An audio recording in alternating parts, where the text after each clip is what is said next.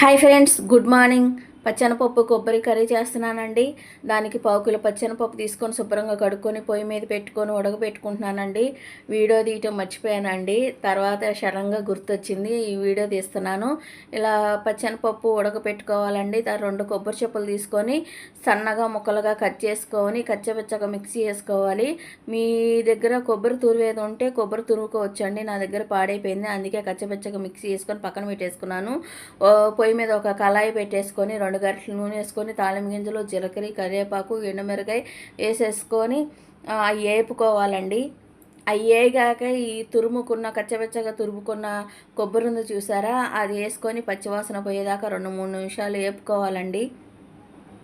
ఆ కొబ్బరిలో వాటర్ ఉంటుంది కదండి, ఆ వాటర్ అంతా కొంచెం ఇనిగిపోయేలాగా వేపుకోవాలి. అప్పుడు ఆ వాటర్ ఇనిగిపోతే పచ్చివాసన పోద్ది.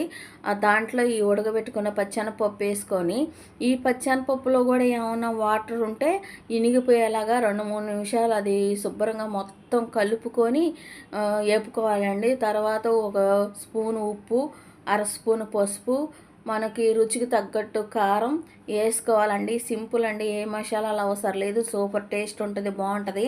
మొత్తం కలిపేసుకోవడం ఎంతనండి. పచ్చెనపప్పు కొబ్బరి రసం పెట్టుకుంటే సూపర్ ఉంటుందండి.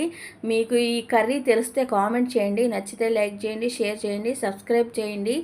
Bye friends.